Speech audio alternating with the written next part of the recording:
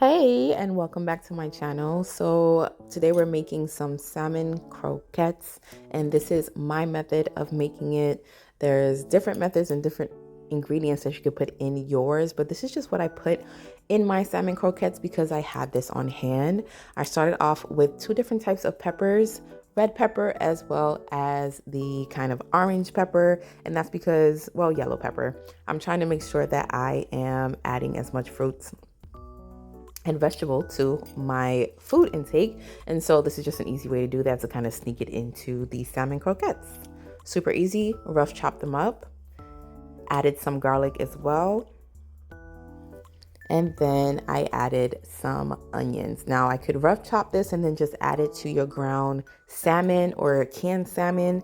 I just went ahead and blended it, and then I strained out the additional liquid and just kept kind of the pulp, I guess, of the vegetables, which is the onion, the garlic, and the peppers, and added that to my mix, which we'll see in a moment.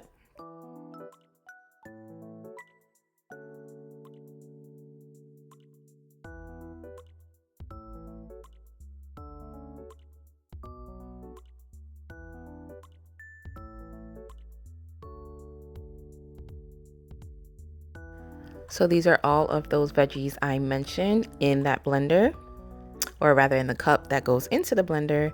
And then I went ahead and turned that thing on. Kind of rough chopped it up.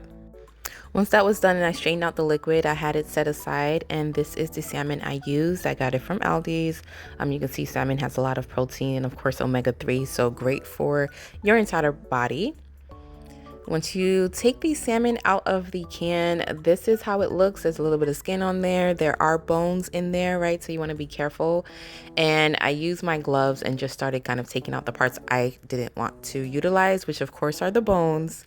And I didn't want any of that skin. So this is how I kind of went through. You can go softly, or rather take your time to go through and pick out all of the bones, especially if you are making this for kids or for people who just don't like bones in their fish.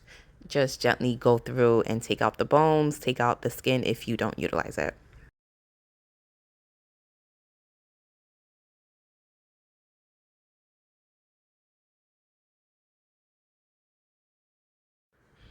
I don't generally like to taste or have bones when I'm making a salmon croquette. So I made sure to just take my time when going through. And you can see here there was a whole kind of spine of the salmon. And so I pulled that out. And this is, of course, good because that means that it's fresh fish, right? This is a real salmon and not no kind of artificial fish.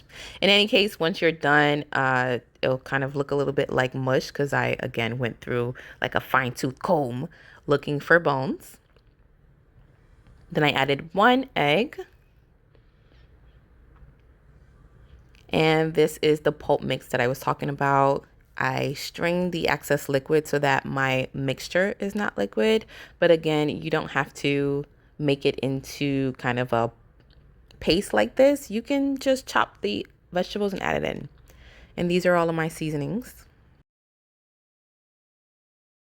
Another reason why I blended up the onions, the garlic, as well as the peppers is because blended onions specifically, but vegetables like this help keep moisture in meats that are grounded when you, of course, strain the liquid. So this is just another tidbit to keep the meat from being dry.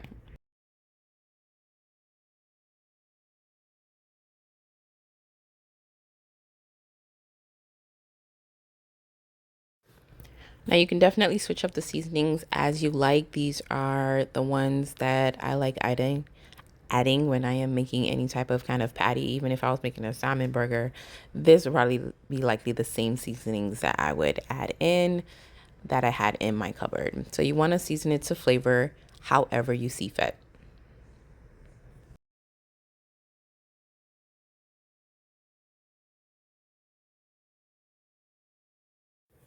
And thoroughly mix all of the current ingredients that you do have, right? You want everything evenly coated, evenly seasoned with everything you added in. So be sure to do that.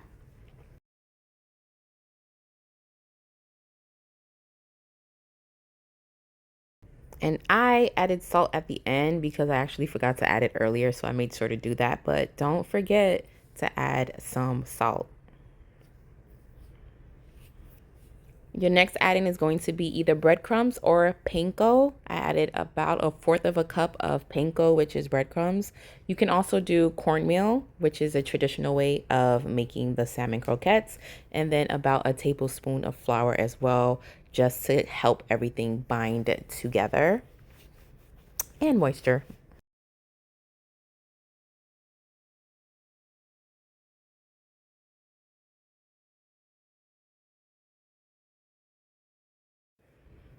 All right, so now this is where you're gonna start forming your croquettes, right? However size that you want it. I actually turned mine into patties.